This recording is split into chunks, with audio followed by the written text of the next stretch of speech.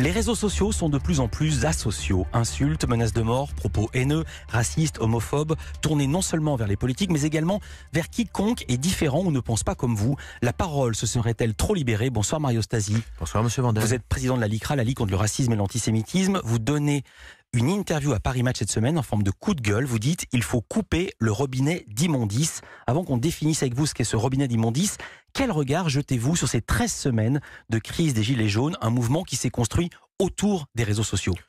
Le regard que je dois porter comme président de la LICRA n'est pas le même que le citoyen devra porter sur le débat nécessaire et autres. Mais ce que je remarque, c'est que cela participe à la libération sans retenue, sans empêchement, sans rigueur, sans dignité de la parole. Et on a vu fleurir, le terme est mal choisi, mais le pire, putain juif, des tags absolument abominables. Hier encore... putain juif, je veux dire, vous avez la pudeur de ne pas dire, mais c'était tourné vers une secrétaire d'État. Oui, et hier encore, près, je crois, du mémorial de la Shoah et près de la place Dauphine, sur des magasins qui vendaient des produits juifs, j'ai vu écrit Juden. Enfin, vous imaginez. Enfin, c'est donc mon appréciation sur les Gilets jaunes est assez horrifiée, en tout cas sur ces débordements-là, est assez horrifiée et justifie le coup de gueule qui consiste à dire qu'il faut peut-être maintenant, à côté de la liberté d'expression, rappeler que le racisme est un délit. Les lois actuelles ne sont pas suffisantes pour se prémunir de cette haine? Les lois actuelles sur les réseaux sociaux ne sont pas suffisantes,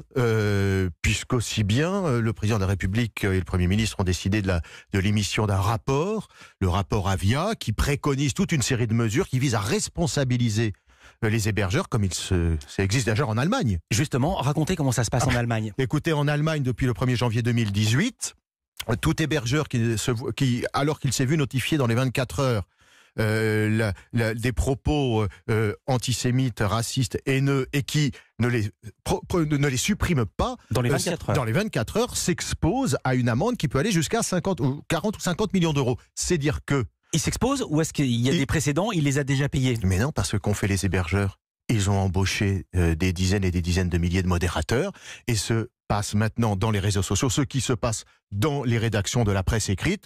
On ne publie pas tous les courriers des lecteurs lorsqu'ils sont racistes, antisémites, complotistes ou négationnistes. Et bien sur les réseaux sociaux, c'est la même politique qui doit s'appliquer. Alors vous allez plus loin, vous êtes favorable à la levée de l'anonymat sur Internet et les réseaux sociaux. Pour quelle raison?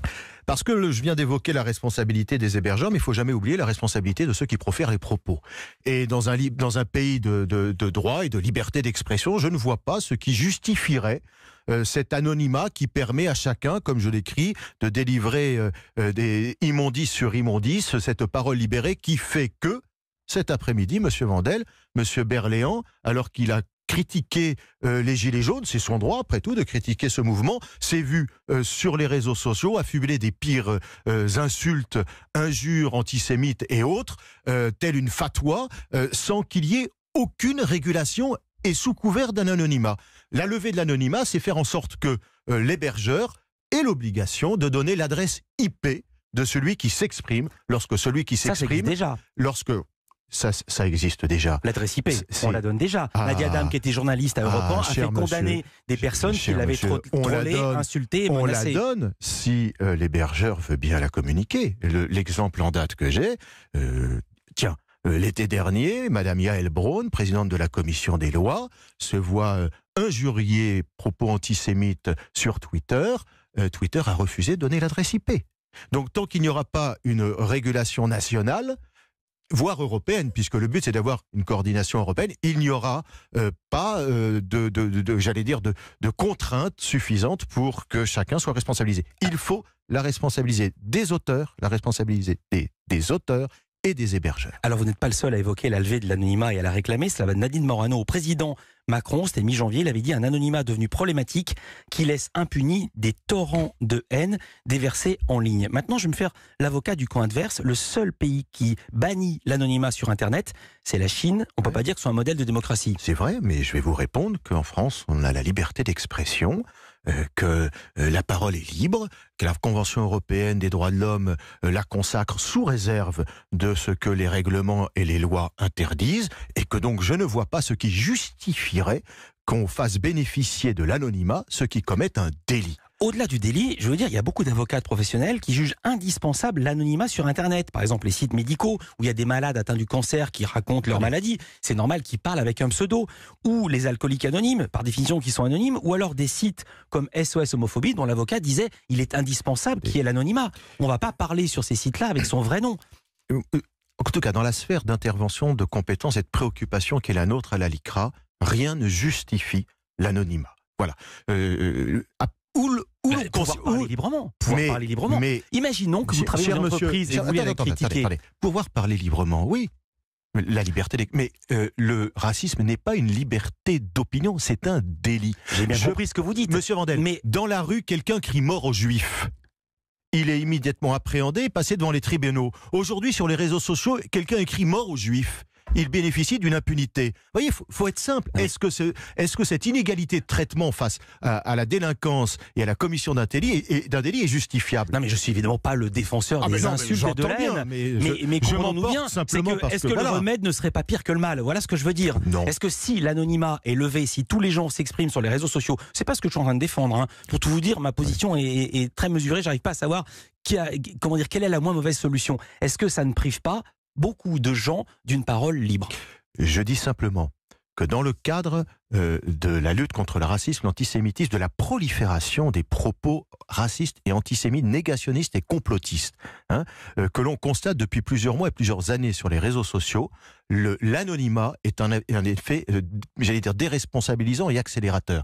Dans ce cadre-là, je ne vois aucune justification à se cacher derrière un anonymat pour commettre un délit. Alors vous faites une seconde proposition, que le délinquant raciste soit traité comme un délinquant ordinaire. Voilà. C'est un peu technique, mais jusqu'à présent il était traité comme un journaliste qui dérape. C'est très simple.